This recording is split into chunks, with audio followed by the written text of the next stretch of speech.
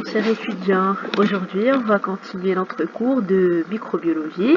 On s'est arrêté la dernière fois à la partie de la membrane cytoplasmique. Alors avant tout ça, veuillez s'il vous plaît faire un j'aime et un commentaire si vous ne comprenez pas quelque chose. Veuillez bien sûr poser des questions concernant ce cours et je suis à votre disposition pour répondre à vos questions bien sûr. Alors, commençons par la composition chimique et la structure moléculaire. Dans cette diapositive ou cette partie de cours, on va voir la composition chimique et moléculaire de la membrane cytoplasmique. Voilà, on a trois parties. Comme vous voyez ici, on a les phospholipides qui sont des lipides phosphorylés, ils sont ici. Voilà, ils ont une partie, comme vous savez, les lipides, ils ont une partie hydrophobe et voilà, donc voilà, ils ont deux parties, une partie hydrophobe et une partie hydrophile. Et on a un pourcentage de 30 à 40% de phospholipides. Et pour les protéines, on a deux types de protéines. On a les protéines intégrales et les protéines périphériques. Les protéines intégrales, elles sont intégrées entre les deux couches ou la bicouche membranaire. Et les protéines périphériques, comme son nom l'indique, c'est-à-dire elles sont insérées à la périphérie des membranes et on a un pourcentage de 60 à 70% de protéines périphériques.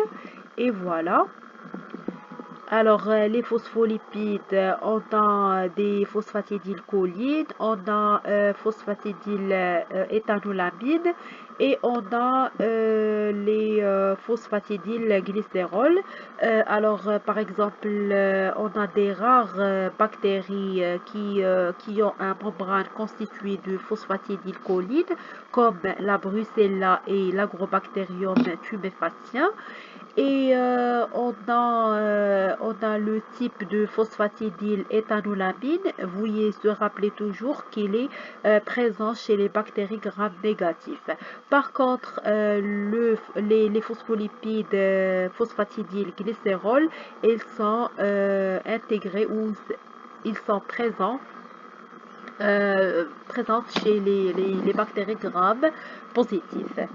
Et pour les protéines, on a les protéines périphériques, on les appelle extrinsèques parce que à l'extérieur, elles sont intégrées à l'extrémité des deux couches de la membrane. Et pour les protéines intrinsèques et pour les glucides, on a les glucides faiblement représentés de 2 à 12%. On y trouve particulièrement le glucose et le glucosamine. Donc, ils ne sont pas présents à une grande quantité ou ils ont un faible pourcentage. Et on a les enzymes. Les enzymes de la chaîne respiratoire, c'est-à-dire les déshydrogénases. Et on a les coenzymes qui sont les cytochromes et les cytochromes oxydases. Et voilà. Passons après. Alors, à la fonction de la membrane. Alors, cette membrane, qu'est-ce qu'elle a comme fonction? Qu'est-ce qu'il fait? Quel est son rôle? Voilà, on pose ces questions et la réponse, cette membrane, c'est un support des enzymes de la respiration. C'est-à-dire, c'est un support des enzymes respiratoires. Elle a un rôle très important dans la respiration. Elle est aussi le siège de la phosphorylation oxydase qui nous donne comme un produit, c'est l'ATP, c'est de l'énergie nécessaire pour le fonctionnement du corps. Pardon. Et pour voilà un schéma représentant la membrane et les types de transport. on a bien sûr les protéines, voilà ici, elles sont intégrées, voilà la membrane, elle est en rose et les protéines, voilà, intégrales, elles sont intégrées entre les deux couches de la membrane. Et on a deux types de transports, voilà, qui sont bien sûr assurés par les protéines. Et voilà, donc on a le transport ici de l'hydrogène et du lactose et du sodium. Et voilà, donc on passe à l'autre partie de la membrane. Voilà, on a ici un ATP synthétase, c'est un enzyme qui est intégré aussi dans la membrane et qui a un rôle dans la phosphorylation. Et on a ici des transports d'hydrogène, l'entrée et voilà de l'hydrogène pour les substrats qui sont NADH et voilà, FADH. Et voilà, donc pour assurer ce qu'on appelle la respiration. Et ici, cette enzyme, à travers cette enzyme, on a le transport de l'hydrogène de l'extérieur de la membrane vers l'intérieur de la membrane de la cellule. Et on a la formation de l'ATP, voilà, par l'ATP synthétase. On a ADP plus PI et on a la formation de l'ATP. Et voilà, donc, et le résultat final de la respiration, c'est la formation d'une molécule d'H2O. Et voilà, donc c'est l'entrée de l'oxygène et la formation d'une molécule d'H2O. Voilà, donc la respiration, comme dans le schéma, c'est une circulation d'électrons le long d'une chaîne de transporteurs et c'est une source d'électrons. On a soit une substance organique ou inorganique et le récepteur terminal, c'est l'oxygène. C'est ce qu'on appelle l'aérobiose.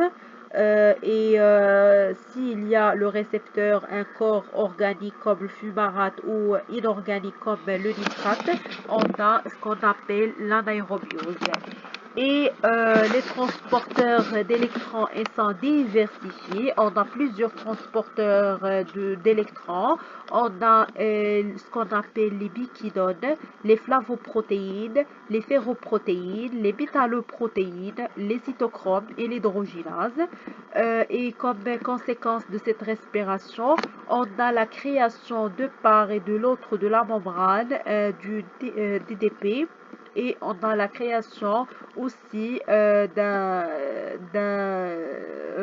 comme ce qu'on appelle une différence de pH, un gradient électrochimique du proton, c'est-à-dire une force protomotrice. Et voilà, cette force, elle nous donne une énergie électrique transmembranaire. Voilà, donc dans cette diapositive, on a un exemple chez Escherichia coli. La bactérie la plus connue, c'est Escherichia coli. C'est une bactérie à gram négatif. Et voilà, donc la différenciation ou le gradient de pH est environ 2 unités, à l'extérieur étant plus acide. Et voilà, donc, voilà, de l'énergie, c'est l'origine d'un champ électrostatique environ 70% millivolts. Et voilà, donc, concernant la phosphorylation oxydative, au niveau de la membrane, l'ATP elle est synthétisée par une hydrogène ATPase ou ce qu'on appelle c'est l'ATP synthétase utilisant une force motrice, protomotrice créée par la chaîne respiratoire. Cette ATP synthétase elle est constituée de deux parties distinctes. On a la partie F0 et la partie F1. La partie F0, c'est une protéine intégrale intrinsèque qui traverse la membrane en créant un canal à protons. Et on a la deuxième partie, c'est une protéine périphérique extrinsèque localisée du côté du cytoplasme. Voilà, on va y aller voir le schéma. Voilà, on a deux types de protéines, une protéine périphérique et une protéine intégrale. Voilà. Et le deuxième côté de la partie de cette protéine, elle est du côté de cytoplasme. Voilà, donc, et l'autre partie, c'est, voilà, F0 et F1. Alors,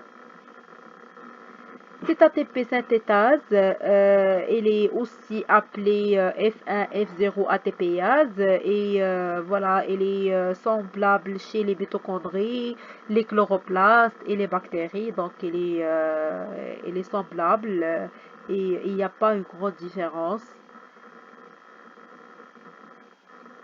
Et la conséquence de la respiration et la phosphorylation oxydative, on a une énergie chimique appelée l'ATP et une énergie électrique transmembranaire qui est assurée ou là voilà, qui est assurée par les hydrogènes. Et on se voit dans la vidéo prochaine et je vous remercie. N'oubliez pas de faire un j'aime et un commentaire et aussi de s'abonner sur la chaîne pour avoir accès à toutes les vidéos. Et je vous remercie. À plus tard.